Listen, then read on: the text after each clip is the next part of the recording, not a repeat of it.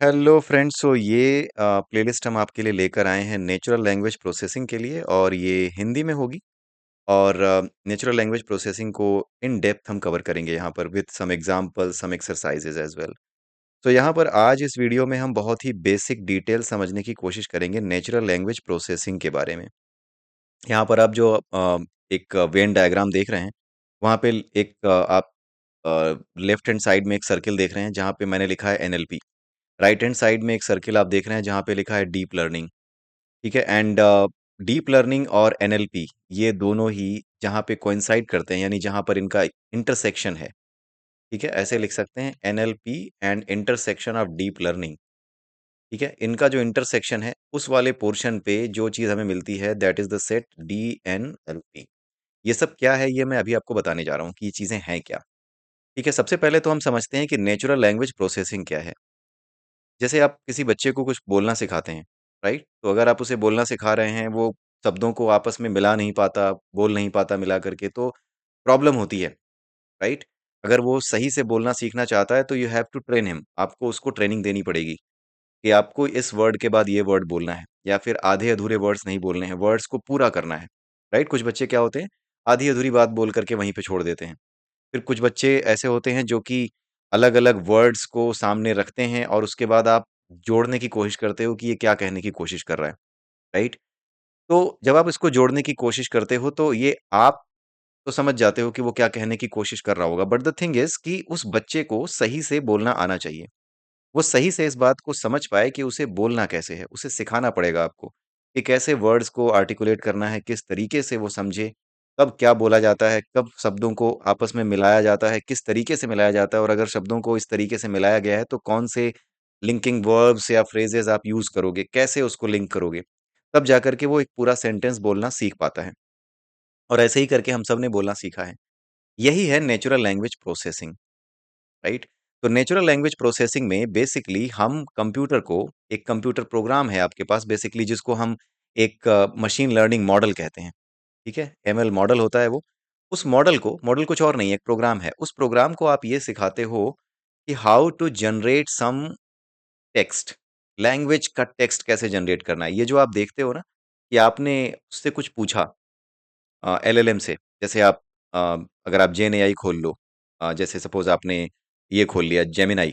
Gemini पे आप गए, आपने उससे कुछ क्वेश्चन पूछे कि मेरे पास जो है कुछ इन्फॉर्मेशन नहीं है, I need that, historical information चाहिए या फिर मुझे कैसे भी चाहिए, राइट? तो आपने उससे पूछा कि मुझे 18th सेंचुरी की जो इंटरनेशनल इवेंट्स हैं, जो इम्पोर्टेंट इंटरनेशनल इवेंट्स हैं, उनके बारे में थोड़ा बताओ, डिटेल्स में बताओ, राइट? और वो क्या करता है, आपके सामने इन्फॉर्मेशन लेकर के जो आता है, तो वो आर्टिकुलेट करके वर्ड्स को आपके सामने रखता है। ऐसा कुछ नहीं होता कि आपके पीछे कहीं पे इन्फॉर्मेशन वो रखी हुई है, जैसे गूगल पे क्या होता है कि कहीं पर कोई वेब पेज किसी ने बनाया हुआ है, वो वेब पेज आपके सामने आ जाता है। तो उस वेब पेज पर तो जिसने जो कुछ लिखा है, वो तो प्रॉपर्ली आर्टिकुलेट करके उसने लिखा है। बट द थिंग इज़ कि जेन एआई, जो जनरेटिव एआई है, वो करता क्या है कि वो कहीं से लेकर नहीं आता है लिखा-लिखाया, वो खुद उसको जनरेट करता है। खुद उसको लिखता है आपके लिए। जैसे अगर आपने 1857 के बारे में पूछा कि first freedom struggle of India जो था उसके बारे में कुछ बताओ, तो वो जो कुछ बताएगा ना, ऐसा नहीं है कि कहीं से वो लिखा हुआ लेकर के आएगा। वो क्या करेगा कि आर्टिकुलेट करेगा आपके लिए उस टेक्स्ट को, जो 1857 की इंफॉर्मेशन कहीं से भी, जहाँ-जहाँ से, जिन सोर्सेज़ से उसको मिलेगी, वहाँ से निकाल के वो आपके सामने लाकर रखेगा।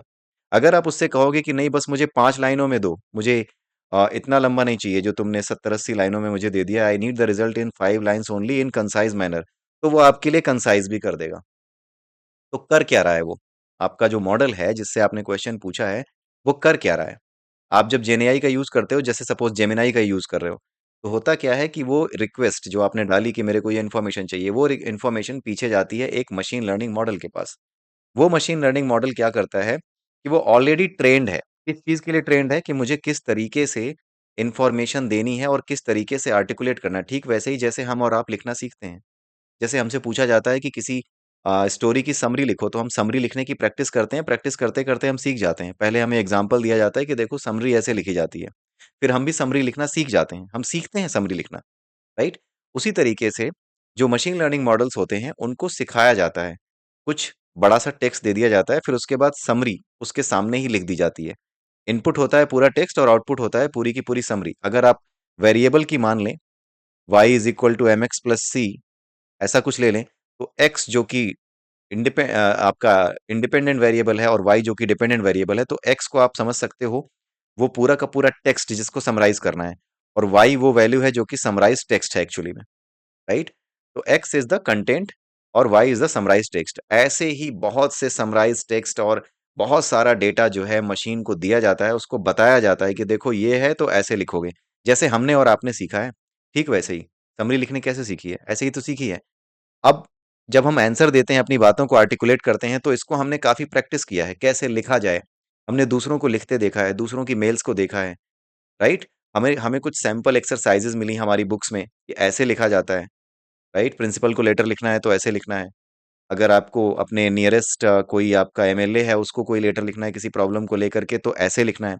ये सारी चीजें आपने सीखी और आज की डेट में आप उन सीखी हुई चीजों से, आपके पास जो एक्सपोजर है, आप उसके माध्यम से आर्टिकुलेट करके चीज़ों को लिखते हो। तो एग्ज़ैक्टली वही चीज़ें नहीं होती जो आपने सीखी हुई होती हैं। आप तो सिचुएशन के बेस पे अपने आप चीज़ों को आप जनरेट करके लिख पा रहे हो, राइट? जब आपको प्रिंसिपल को लिखना है तो प्रिंसिपल को लिख देते हो।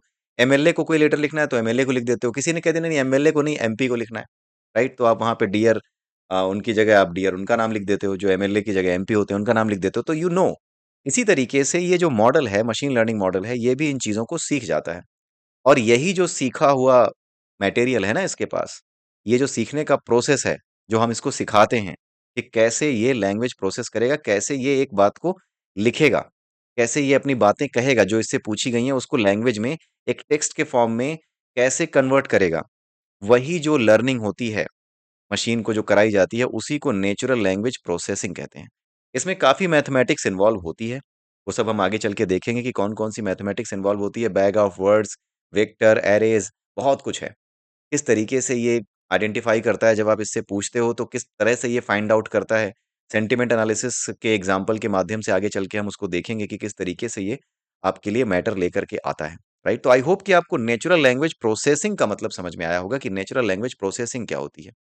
तो ये जो लेफ्ट हैंड साइड पे है, ये मैं टिक कर रहा हूँ, इसको आपने समझ लिया।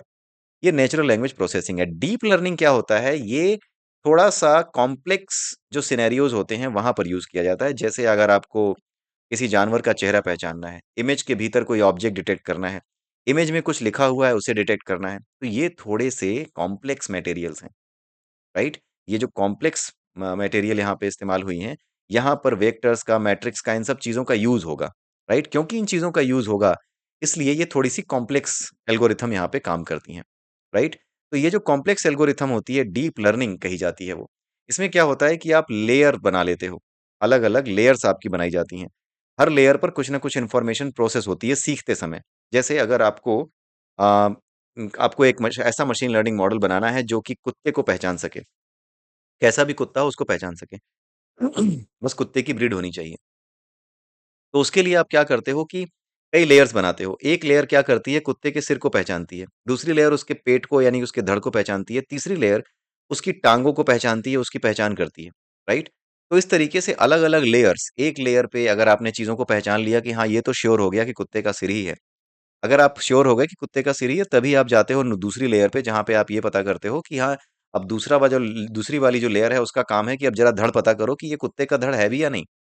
फिर अगर दूसरी लेयर भी पता कर लेती है कुत्ते का धड़ है, तो वो काफ़ी हद तक श्योर हो जाता है, लेकिन अब उसको पैरों के बारे में भी पता करना है कि पैर कैसे हैं? क्या कुत्तों के पैर, जो मुझे इन्फॉर्मेशन दी गई थी कि कुत्तों के पैर ऐसे होते हैं, पहले आप सिखाते हो कि देखो कुत्ते के पैर ऐसे होते हैं, उसकी आँखें ऐसी होती हैं, उसका पेट ऐसा होता है। अलग-अलग वेरिएशंस देते हो आप उसको, ताकि वो सीख सके। ठीक वैसे ही जैसे आप बच्चों को सिखाते हो कि ये देखो ये गाय है, ये देखो ये कुत्ता है, ये भी कुत्ता है, वो भी कुत्ता है।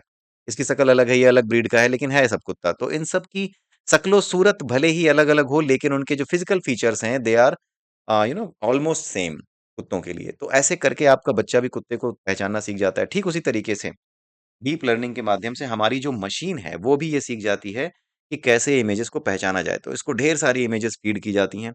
उन इमेजेस के बेसिस पे इसको अलग-अलग लेयर्स पे ट्रेन किया जाता है कि हाँ, पहली लेयर पे तुम ऐसे करके पता करोगे कि हाँ, ये नोज़ कैसी है, पॉइंटी नोज़ है तो कौन हो सकता है, राइट? कौन-सा जानवर हो सकता है। तो ऐसे कर के आप इसको लेयर बाय लेयर ट्रेन करते हो, क्योंकि पूरे कुत्ते को पहचान कराना बहुत मुश्किल हो जाएगा, क्योंकि वो एक कॉम्प्लेक्स प्रोसेस है।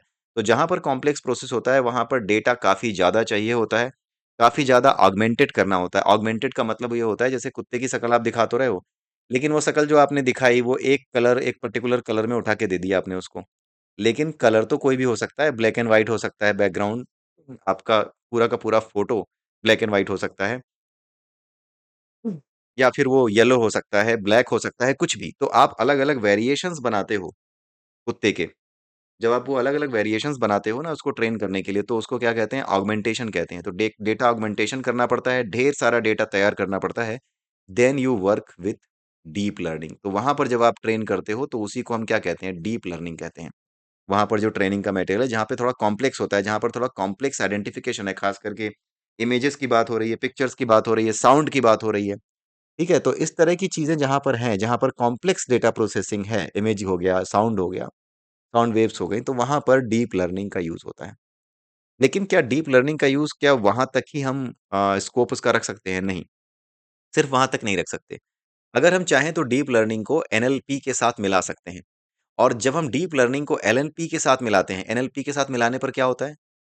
2 चीज़ें होती हैं। पहली चीज़ तो ये कि जब हम इसको अलग-अलग देखते हैं, सपोज़ करो कि जब आप एनएलपी को अलग देखते हो, अभी हम लोग डिफरेंस की ही बात कर रहे हैं, जो नीचे का टॉपिक लिखा हुआ है ना, उसी की बात कर रहे हैं और समझ भी रहे हैं कि एनएलपी क्या है और डीप लर्निंग क्या है। आई होप कि आपको ये दोनों समझ में आई होंगी बातें कि एनएलपी क्या है, डीप लर्निंग क्या है।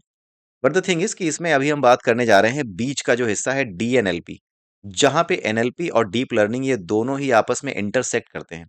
ये इंटरसेक्ट क्यों करते हैं? इसका पर्पज़ क्या है? राइट? ये पर्पज़ और इंटरसेक्शन वाला जो पोर्शन है उसमें 2 चीज़ें आपको दिख रही होंगी डीएनएलपी और एक दिख रहा होगा एसईक्यू टू एसईक्यू सीक्वेंस टू सीक्वेंस। ये दोनों ही चीज़ें ये इंटरसेक्शन पे मिलती हैं। डीप लर्निंग और एनएलपी यानी डीप लर्निंग और नेचुरल लैंग्वेज प्रोसेसिंग जब इन दोनों के फीचर्स को मिला दिया जाता है, इन दोनों की कैपेबिलिटीज़ का यूज़ किया जाता है किसी मॉडल को ट्रेन करने के लिए, तब हमारे सामने आता है डीएनएलपी और सीक्वेंस टू सीक्वेंस। ठीक है? और ये किस तरीके से काम करता है? क्या डिफरेंस है दोनों में? अगर हम इंडिपेंडेंटली एनएलपी की बात करें और इंडिपेंडेंटली डीप लर्निंग की बात करें तो वो तो हमने समझ लिया है, लेकिन इन दोनों का इम्पोर्टेंस क्या है? कैसे ये डिफर करते हैं? किन सिनेरियोज़ में इन दोनों को मिला कर के हमें देखना चाहिए? किन सिनेरियोज़ में अलग-अलग ही हम इसका यूज़ कर सकते हैं? वो सब हम अगले वीडियो में आपको बताने जा रहे हैं। तो इंतज़ार कीजिए अगले वीडियो का, अगले वीडियो में फिर मिलते हैं, तब तक के लिए have a nice day and bye-bye.